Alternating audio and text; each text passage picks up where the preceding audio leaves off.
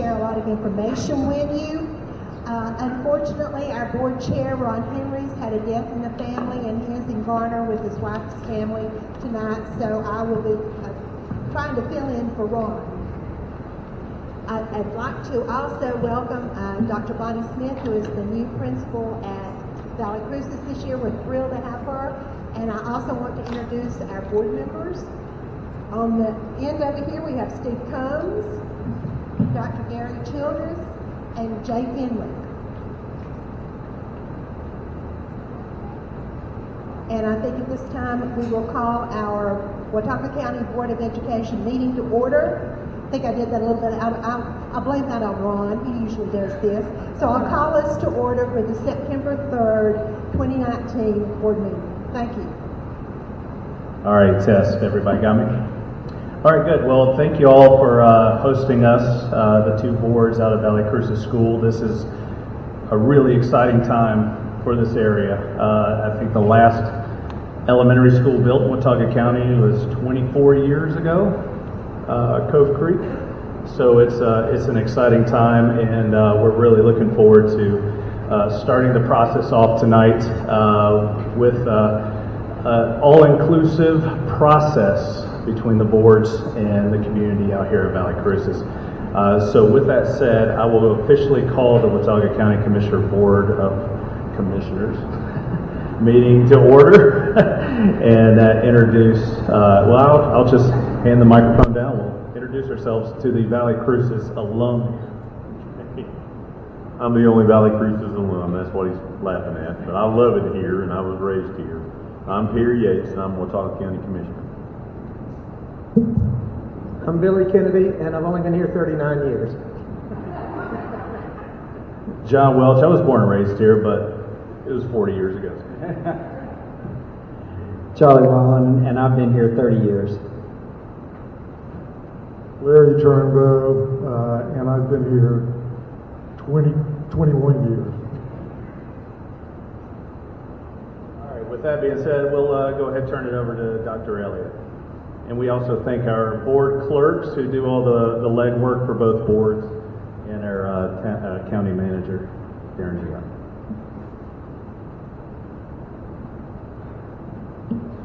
Great, thank you very much. Thank you, Ms. Reese and Mr. Welch. I'm going to stand right here and be close to the computer so that I can operate the slides. I just want to say thank you to everyone who's here this evening. I may come all the way down here if possible. To everyone who's here this evening, I also wanted to say a special thank you to the staff of Valle Crucis School, to our maintenance team who set all of this up this afternoon, and to also give a very special welcome to Dr. Bonnie Smith, who is the new principal of Valle Crucis School, and to thank her for her work. She has hit the ground running, so it's been a great start to the school year. I'm going to go through a little bit of information for you, talk about the purpose of the meeting and kind of what to expect over the next little bit that we're here this evening.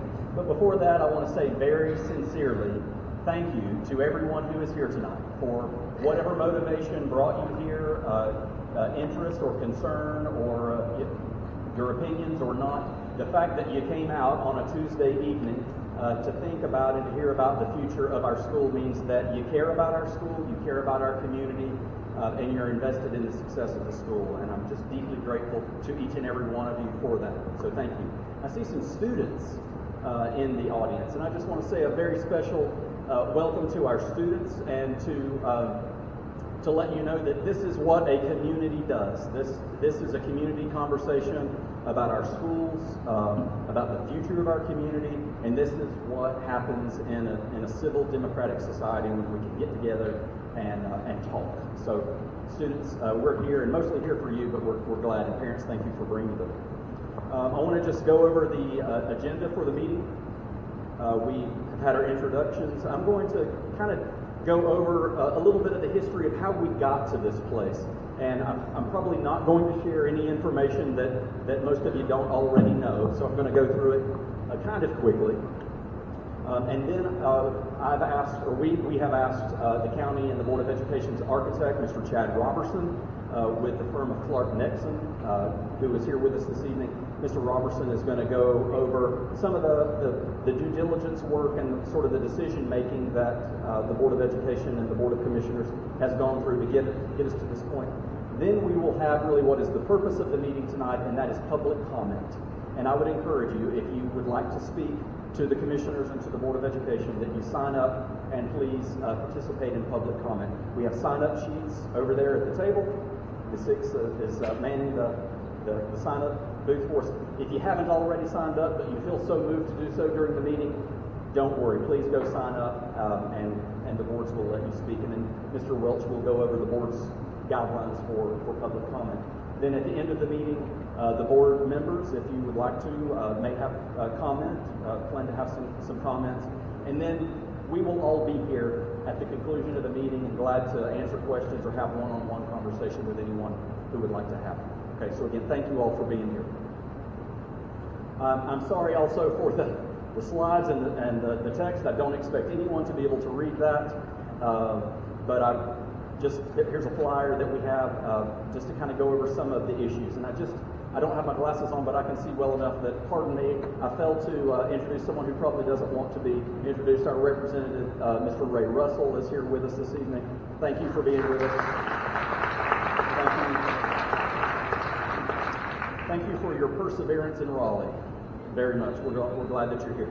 So I'm going to talk about some history. I'm going to talk about our aging facility. I'm going to talk about the growth in the school, the traffic issues that we have, and the flooding conditions. And again, this is information that probably most of us already know.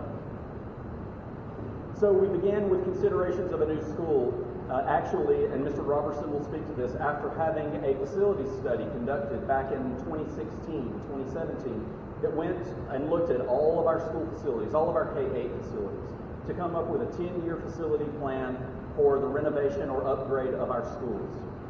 And so we have a plan for electrical service upgrades and HVAC upgrades and work like that at all of our schools. And that is separate from this work. But in that was a recommendation that two of our schools, Valle Crucis and Hardin Park, actually, from a cost-effectiveness standpoint, should be replaced rather than renovated. So then the Board of Education and the Board of Commissioners together created some priorities and decided that first we should attempt to build a new Valle Crucis School, work with the facility at Hardin Park to make it as habitable as possible until such time, hopefully not another 24 years, but until such time that we can build a new Hardin Park School. And parallel to that, we are working this year on engineering studies for the work at our other K-8 schools as well. So we worked together between the two boards and our staff to determine what are the criteria in making this decision. One is location, and I apologize and don't expect you to be able to see these, but by the way, this presentation will be on the school system's website by tomorrow morning. So you can find it in the announcements section at wataugaschools.org. So you can see the pictures and the videos and the graphics a little bit better. On the left is a pin for every address for every student who lives in Valle Crucis School. And you can see the distribution of the students around the area. And if I had a little pointer, it could show you that the school where we're located right now is in the middle upper portion of the yellow section. When you see it online, we'll be able to see it much more clearly. And to the right is simply a topographic map showing where we are and just to kind of state the obvious about the mountains and the valley and the limitations that we have for where we might place the school should we want to keep it in the valley. So those questions are, do we remain on site? Do we rebuild the school here where we are? Or do we find another location in Valle Crucis? Or do we find another location outside of Valle Crucis for the school? And whatever that might mean. That might mean the redistricting of the attendance area. But regardless, those were the questions. After lots of talk and lots of consideration, the priority was given to first making every effort to keep a school in Valle Crucis, whether that be on site or a different site. So that's the point that we're working from as a place to start. If there is a parent or a former parent in the room, I don't need to explain this slide. Or if you try to go anywhere along Broadstone Road between 2 and 3 o'clock in the afternoon, you know that traffic is a major concern. No matter how creative we have been, no matter how much we encourage folks to ride school buses, nonetheless, we have a busy two-lane road in front of a school with very little landing area in the school perimeter. So one of the priorities for the construction of a new school, regardless of wherever it may be, is to get traffic off the road. So that is a design criteria that helps to drive looking for land. It does not make sense to look for land or find land where we can't get traffic off the road. So it's, I don't need to explain it, but it's if nothing, it's a safety concern.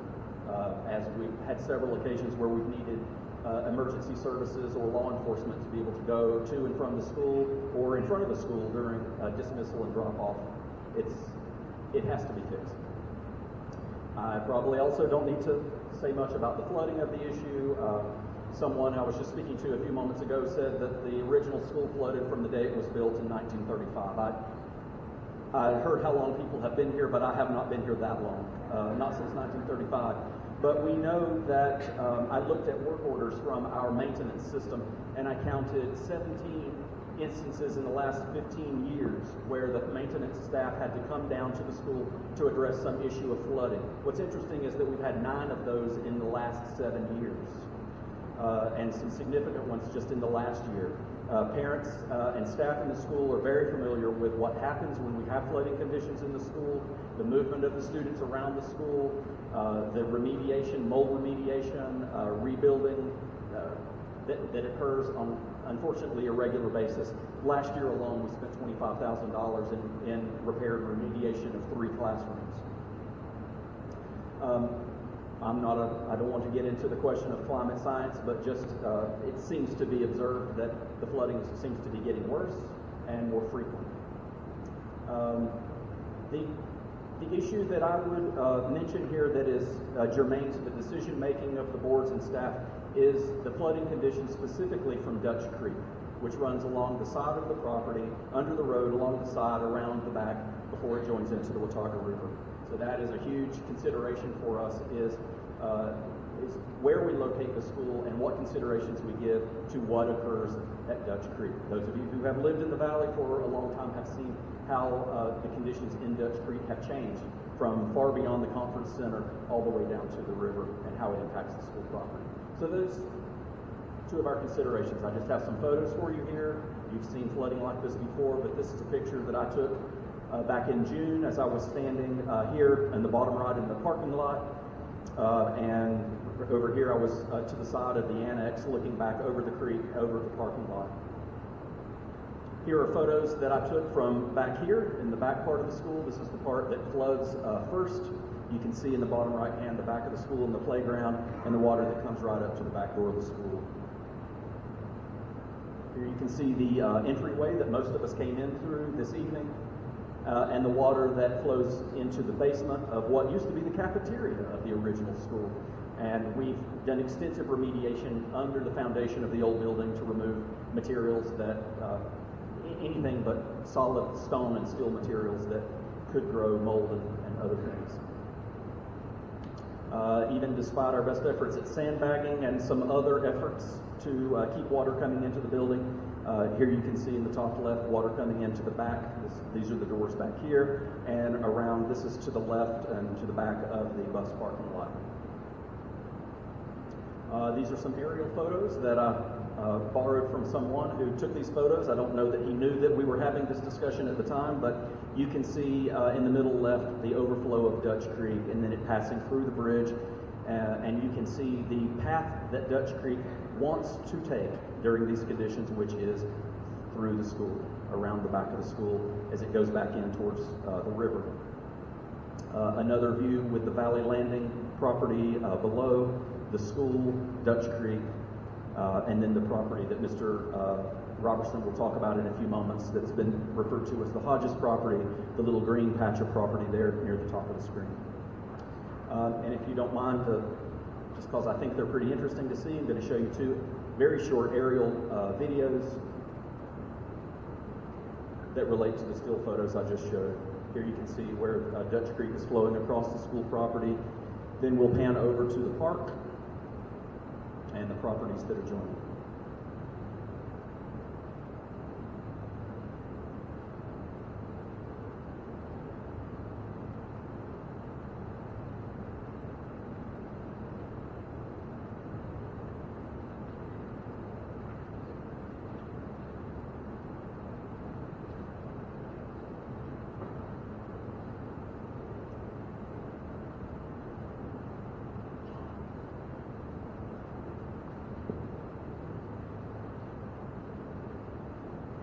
see the flooding from Watauga River, from an irrigation trout stream that dissects several of the lower pieces of property there, standing water from water coming off of the watershed above this piece of property. Again, we'll talk a little bit more specifically about this property in just a moment. Funding. So I want to say that not everyone here is from North Carolina, and even if you are, you probably aren't as familiar with school funding as I am. But North Carolina is one of 13 states where the Board of Education, did I just do that? Sorry. Where the Board of Education does not have local taxing authority. It's been debated for decades, but it results in a great relationship between the county commissioners and the Board of Education where we work together on projects like this. And we are grateful to the Board of Education for a recent allocation that funds both those other facility upgrades that I mentioned earlier and a set aside for funding for a future Valle Crucis School. So I'm greatly appreciative of that. The Board of Education, early in this process, pledged to use money from its savings, its operational fund balance, for the purchase of the land so that did not require an additional tax increase or additional money from the taxation provided to us by the county. And it's been, a year ago now, that seems like just a year ago now, that the Board of Commissioners raised property taxes, and 3 cents of that per $100 of property tax valuation has been committed to this project. And so we're greatly appreciative of that. This last bullet, I just want to caution all of us, myself included, that we literally have not even bought land yet for this project, much less have created designs or spec'd the project. But based on square footage, needs, the number of students that we have, estimates from the Department of Public Instruction, and again, some industry standards from architects and engineers, we're looking at in 2020 dollars, a $35 million project.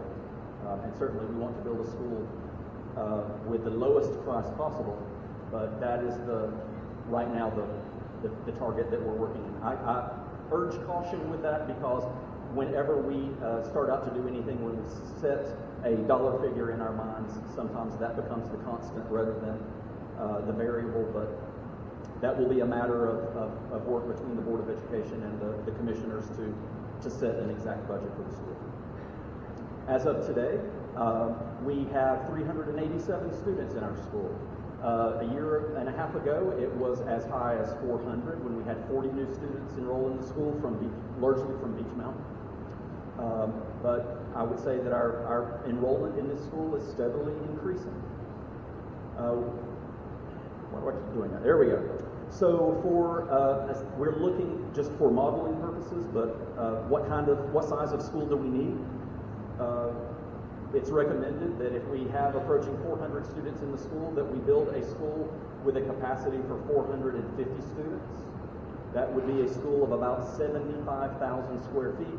Just as a point of comparison, I think we're at around 65,000 square feet in this facility, if I'm not mistaken.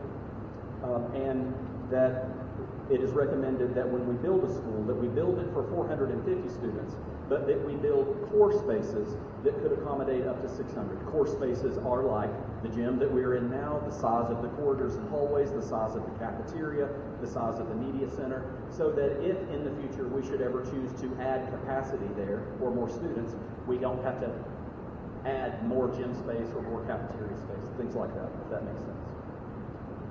And currently we have 20 traditional classrooms in the school and 10 other classrooms or teachers, our specialists, art, music, programs for our special needs children, speech therapy, etc. In the school. So where are we now? And this is probably the interest of most folks that are aware of our efforts. We currently have under contract, the Board of Education currently has under contract a 14.4 acre piece of property on Broadstone Road, back in this direction. I think we all know the property we're talking about. We've referred to it by the family name, the Hodges property, which is descendants of the church family who originally owned the property. And we are in a due diligence period. We've actually extended the due diligence with the owners of this property. They've been very gracious and flexible with us as we have been very methodical and taken quite a bit of time to investigate this to make sure that, or to determine whether or not this is the most appropriate and most effective place for us to put a school. We have conducted wetlands analysis. We have a more modern survey. The original plat survey marked it around 13 acres, but a modern survey, a digital survey, showed that it was 14.4 acres. We conducted a geotechnical study to determine soil structure and what kind of engineering would be necessary for a foundation on the site. We have conducted a septic perk test and looked at different types of septic systems. This is one of the major factors in determining whether or not this site is viable and what kind of cost would be required. That could have been a variable that might have precluded this. To our surprise, and again I'll defer to Chad, the percolation test was quite favorable in terms of the type of soil structure that is in place, where a septic system drain field could be placed, and the type of system that could be put into place that is quite conventional, actually. We elected to conduct an archaeological survey to make sure that we were not building on the proverbial ancient Indian burial ground, or if we might incur or find artifacts that would prohibit construction or slow down construction, we would certainly want to be respectful of that and know it in advance. That was the results of that were positive. The last remaining piece of the due diligence is the drilling of a well. Today we received word from the Department of Environmental and Natural Resources. We have approval for a permit for the drilling of the well. And we can now safely schedule the drilling of the well to determine if we have adequate water pressure, and we will do some testing around water quality there. So that's probably another 2 to 3 weeks. And that brings us to the end of the due diligence period at November the 15th. Design considerations, I've been asked if we have schemata or elevation drawings. We are way far away from that at this point. We are simply investigating the property to determine if it is viable for placing a school on the property. But what design considerations are there that will help us to determine if the land is viable? They are questions of a 1-story or 2-story.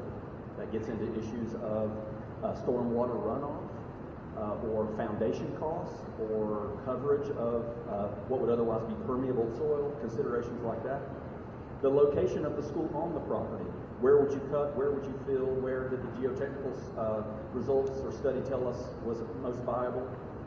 Exterior lighting. There is some effort underway, as many of you know, a dark sky project for Valle Crucis. We certainly want to reduce the amount of light pollution in the valley from what we currently have, and certainly believe that there's some, wherever the school would be, certainly great advances in technology since this school was built that can help us with the timing, the temperature, the color, the focus and direction of lighting.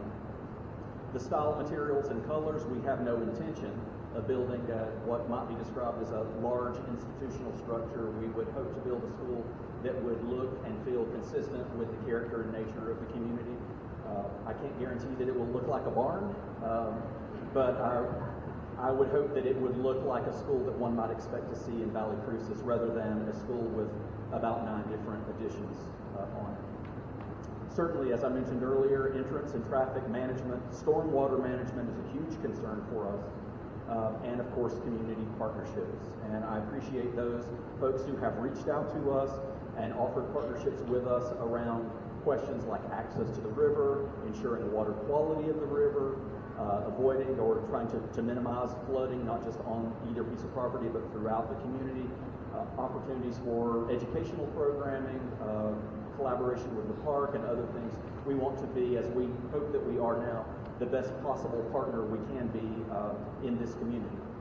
As a letter that I read recently described it, the community is an ecosystem, both literally and metaphorically, and I believe that a school is a place where children and families come and live and exist, and we certainly want to continue to be a positive member of our community. So with that, I'll turn it over to Mr. Robertson to talk in a little bit more detail about the current investigations After that, then I'll turn it back over to Mr. Welch, who will give us some direction about public comment. I would encourage you, if you have not yet already, to sign up for public comment. We'll continue to take sign-ups for public comment until everyone who wants to speak has the chance to do that. We'll then have our public comment, then board comments, and then we'll stay here as long as anyone wants. This may be the last time I speak to you formally this evening, so I just want to say again, thank you for being here, thank you for your interest, and thank you for your support for our schools. I greatly appreciate it. Thank you.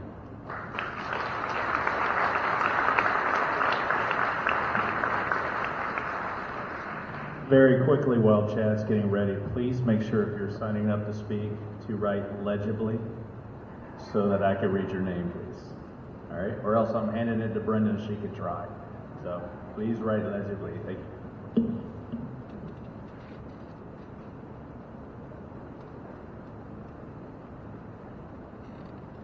Thank you. Good evening. I'm Chad Robertson. I'm with Clark Nexon. I'm an architect. And I just wanted to thank you guys for having us here tonight. And as Dr. Elliott mentioned, several years ago, the school board enlisted our services. Sorry, is that better? Okay. Several years ago, the school board enlisted our services to go to each one of the schools that were in Watauga County and do a review and an analysis of those schools relative to implementing a master capital improvement plan. And we did that, and one of the schools that obviously we went through was the Valle Crucis School. So I'm going to walk through in detail. I'll try not to bore you guys with some of the technical aspects of this study, but it was a study that helped us to determine, to make the recommendation to replace this school rather than try and renovate it. So just to familiarize everyone with the site, we tend to work in plans and sections and elevations. So the site parameters, this is Dutch Creek, as we go around this area here. Obviously this is an existing school. One of the parcels that you will hear us talk about is the Valley Landing parcel. That's these 5 areas over here on this side. And that parcel was under investigation to incorporate as part of this site or to potentially build a new facility on that site while this school remained in operation. So, to the back of the site is the septic that's located. Obviously this is the play areas and the parking area that we'll see as we get a little bit deeper into the presentation. And one of the key concerns for this property is the floodplain and the floodway on the site. So the different colors that you see on the map, the green color is the floodway, and while you can build in that area, it is very difficult and requires extensive engineering and modeling of floods in that area. The blue area is the floodplain. You are permitted to build in the floodplain. You just have to be 2 feet above the base flood elevation in order to build in that area. And then the magenta area is the 500-year floodplain. Oh, sorry. Is that better? Okay. Sorry. The 500-year floodplain is you basically can build and do anything in that area that you choose to do so. So during our analysis, we utilized the Department of Public Instruction's site analysis criteria to determine whether or not the site would qualify to have the qualifications to be replaced or to go out and purchase another one. So there's a possibility of 14 points that you can score in this evaluation. And the site adequacy, obviously the blue area here is the highest that you possibly can score. And I've been doing this for a long time, and I've never had a school, even a brand new school, that would score at that highest level. It's pretty much impossible to get to that level. The dotted dash line in the middle here is an average school in an average location with average conditions. And then the red line that kind of goes up and down in this location is what was the score for the Valle Crucis property. So the site adequacy was very low on the site, and it's based on evaluation of this existing site, not with any improvements in the site to build into the floodplain area. The location, as Dr. Elliott pointed out, is in a great location for this community. It's a central hub, and the location of the students would be adequate here. Sewer and water. In the mountains in particular, we're always faced with the challenge of municipal water systems and municipal sewer systems. Most of the time, there's either one or the other or zero Most of the time down east, you have the ability to have municipal sewer and water systems there, so that would be one of the reasons why it would score less. Parking and traffic control is another item that Dr. Elliott pointed out, and it is very difficult to have traffic in and out of this site. Playgrounds and play fields is one of the great amenities that we have. Drainage, obviously you've seen those photographs. It is a challenge to drain the site adequately. And then environmental problems, there were known environmental problems as we did that assessment. These are just some of the site documentation and photographs that we took during the site assessment. There are some structural issues associated with some of the older portions of the building, and then in contrast to that, you have some of the nicer pieces like this gymnasium that's in very good condition as well. The electrical system obviously needs upgrade. It's original to the existing facility, and then Dr. Elliott pointed out the parking that we have. There's some accessibility issues that would need to be addressed in the new facility, and then the flooding inside some of these lower spaces on the campus. So the next step that we go through is do an investigation of the feasibility of renovating the building. At some point, renovating the building versus building new becomes a better solution. So again, the blue line represents the highest possible score that you could get. The dashed line represents an average school, and then the red line represents where Valle Crucis scored. And in particular, I won't go through each one of those, but the site and safety is adequate, but it could be improved. Handicap accessibility, and most importantly, the physical condition of the building and the mechanical and electrical systems inside the building would require extensive upgrades and complete replacement of those systems in order for it to function under a modern code. And so it scored 9 out of a possible 18. Department of Public Instruction recommends that if you score less than 12, then it's more cost effective to replace the building with a new facility than it is to try and renovate that facility.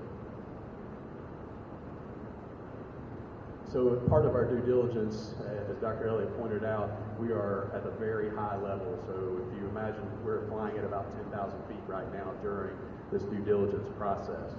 So we took the opportunity to investigate a number of different options, 3 for this existing site and then 3 for the Hodges property.